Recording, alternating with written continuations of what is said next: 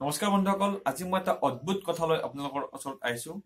হয়, এজন ব্যক্তি যাৰ বয়স 99 বছৰ, যি আৰু এবছৰ পিছত 100 বছৰত ভৰি দিব, তেখেতে মাটি খাই ভাল পায়, অৰ্থাৎ মাটি খাই তেখেতে জীয়াই থাকে। বলক এই ভিডিঅ'টোত মই এই গোটেইখিনি কথা আপোনালোকক সবিশেষ জনাম।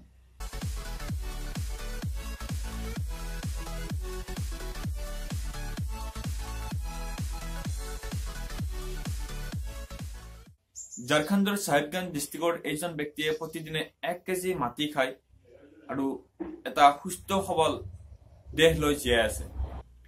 ব্যক্তিজনে জনোৱা মতে এসময়ত তেখেতৰ ফাইনেন্সিয়েল কণ্ডিশ্যন খুবেই বেয়া আছিল আৰু তেখেতৰ 10জন ল'ৰা ছোৱালীক তেখেতে পোহপাল দিব লগা হৈছিল, যাৰ ফলত তেখেতে মৰিবলৈ ওলাইছিল।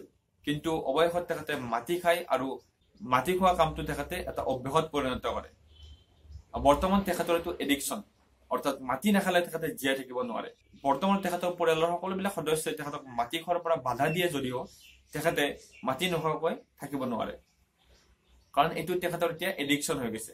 ডক্টৰৰ মতে এইটো এটা পিকা চিড্ৰম বুলি কোৱা হয়, যাক আমি সহজ ভাষাত ক'বলৈ গ'লে এজন ব্যক্তিয়ে এটা নিৰ্দিষ্ট খাদ্যৰ পৰা প্ৰয়োজনীয় পুষ্টিখিনি আহৰণ কৰিব পৰাটো হৈছে পিকা চিড্ৰম।